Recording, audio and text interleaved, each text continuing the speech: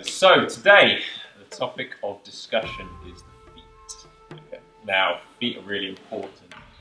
We stand on them, we walk on them, we run around on them, we kickbox on them. Okay, so they're a really important part of our human anatomy, and we need to look after them.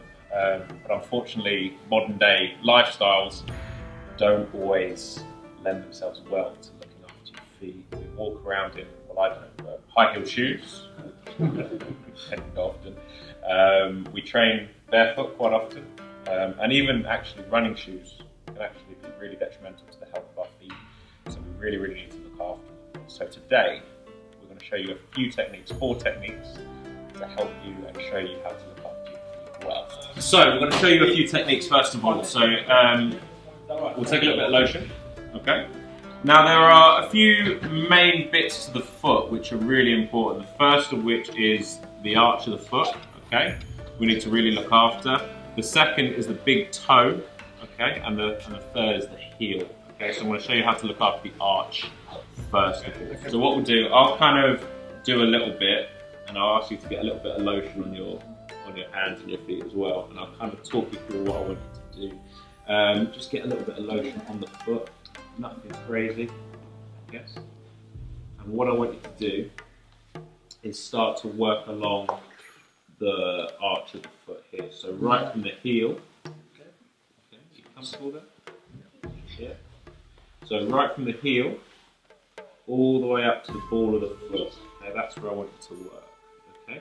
So you'll probably feel some bony structures underneath here. So you want to come right in here and work up through there. Okay, so right from the heel. You'll feel some bony prominences underneath. Those are your metatarsals. Okay, so what I want you to do is just work right along there from your heel to the ball of the foot. Okay, see if you can kind of stretch it out. And if you've got plantar fasciitis, you'll probably feel like it's a bit gritty. Yeah. A bit bristly. A bit crunchy. Yes, I can feel. It's like bubble wrap. Yeah.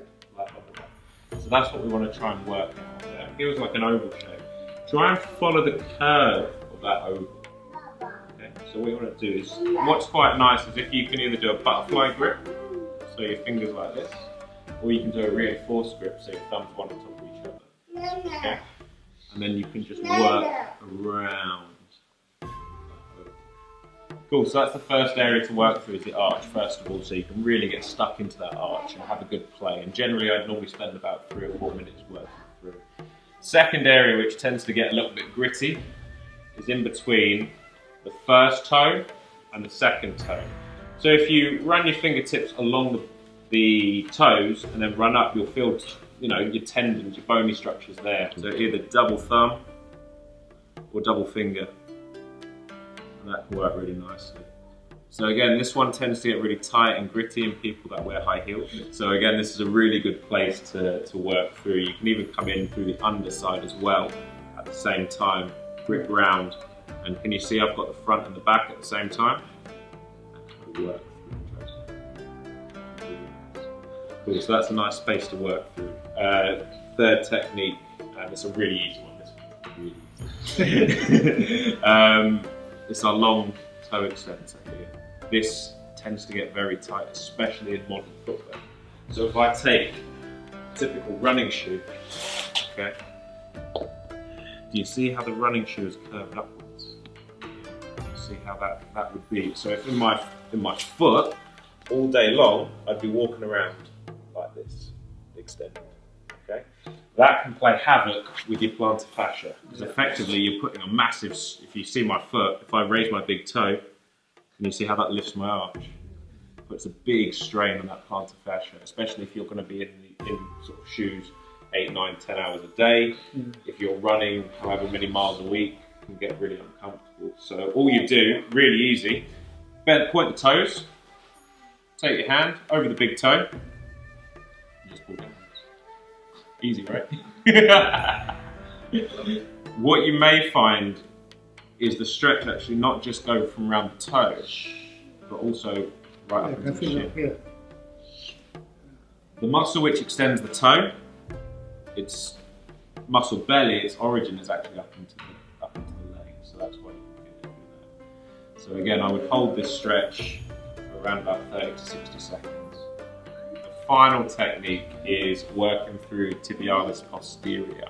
Okay, you may know about this if you have practice. But we've got a muscle which attaches on the inside edge of the tibia, the shin bone, and it comes down and tracks into the foot. Okay, and that's responsible to help lift the arch and support the arch.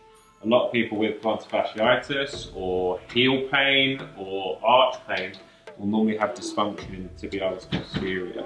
Okay, so what you need to do is find your shin bone, find the pointy bit at the front. That's it. And if you come on the inside, you'll feel the bone flattens off. Right? Everyone feel that? And if you follow the bone round, you'll feel quite a sharp dip. Okay? In that dip is where tibialis posterior lives. Yeah, that's its home. Dig your thumbs in, guys. And what you can do is you can strip down the bone. Okay? If you need a little bit of lotion, I think it's going around. And just work down the bone. How does this feel? Yeah, horrible, right? Yeah. Really horrible. Anyone suffered with shin splints? Every now and again. Again.